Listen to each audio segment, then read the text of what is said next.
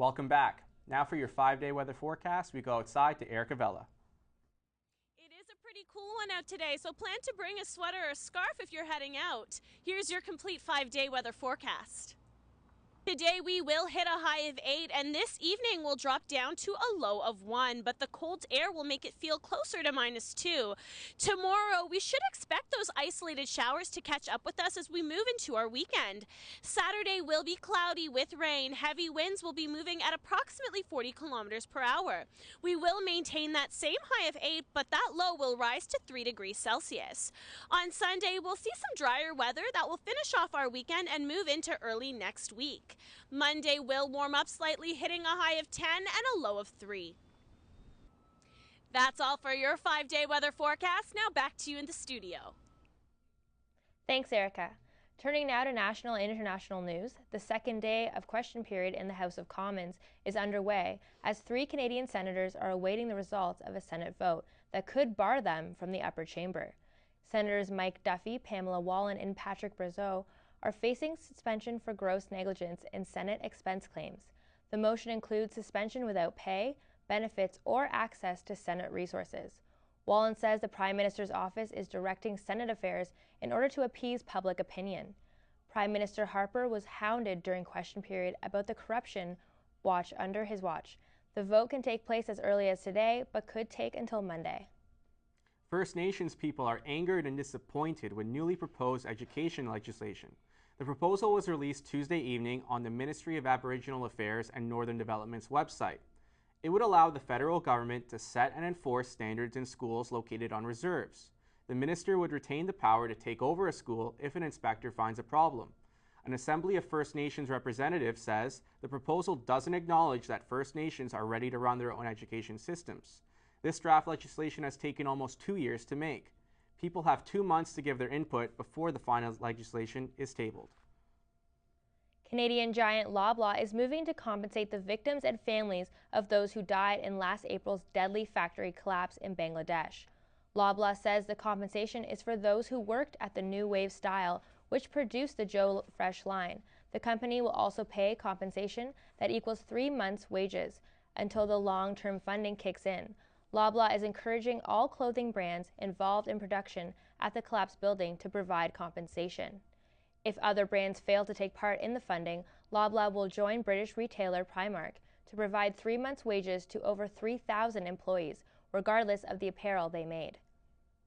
Tensions between Germany and the United States are growing amidst reports of alleged phone monitoring. German Chancellor Angela Merkel has demanded a complete examination of the claims. Yesterday, President Obama spoke to Merkel on the phone and assured her that the U.S. did not and will not monitor her calls. It is unclear whether the calls had been listened to in the past. Secret U.S. documents reveal that Pakistani government officials have been informed about and have endorsed U.S. drone strikes in their country. The Washington Post uncovered the files that show details of drone strikes between 2007 and 2011. The documents were prepared by the U.S. Central Intelligence Agency's Counterterrorism Center to be shared with Pakistani officials. The top-secret briefing detailed at least 65 drone strikes in Pakistan. Dozens of alleged al-Qaeda operatives were killed, but the memos assert that no civilians lost their lives. Pakistani government officials have repeatedly denounced the CIA's drone campaign amidst protests by citizens. And now with your sports news, here's Xiaoli Li.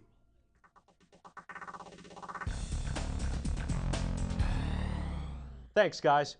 Your varsity men's rugby team capped off an undefeated season with a 74-0 win over Georgian College last night.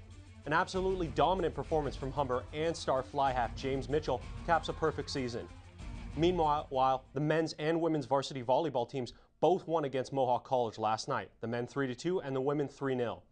Those of you looking forward to the Hawks women's rugby game against Seneca tonight might be a little disappointed though. It's been canceled and the Hawks take a win by default.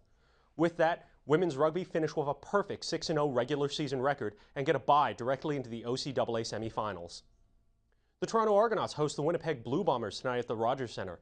With a win, the Argos can clinch the East Division, but fans watching the game might notice a little something different about Argos' Jason Barnes, Jeff Johnson, and Khalif Mitchell. They'll be wearing pink to raise awareness for breast cancer.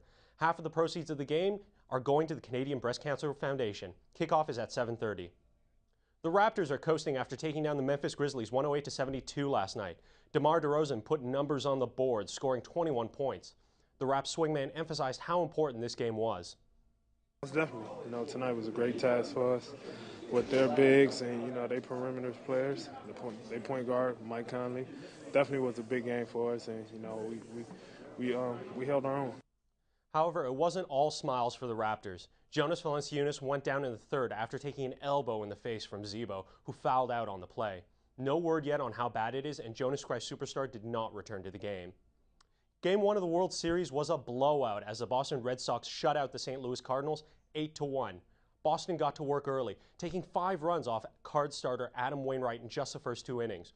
Wainwright looked stunned, and David Ortiz took advantage, driving in 2 runners.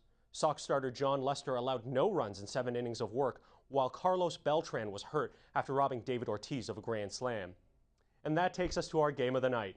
The World Series continues in Boston tonight. The Sox will likely start John Lackey at the mound, while the Cards are looking at rookie Michael Wacha.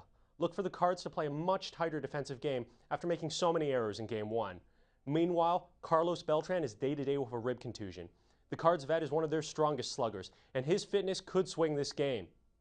First pitch is at 7:30 tonight. That's all for sports. I'm Xiaoli Li. Now back to you in the studio.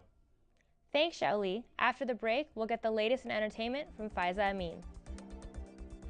50 Shades of Grey casts an Irish stunner, and Beyonce heats up the screen with a new photo shoot. I'll have all that and more coming up in entertainment.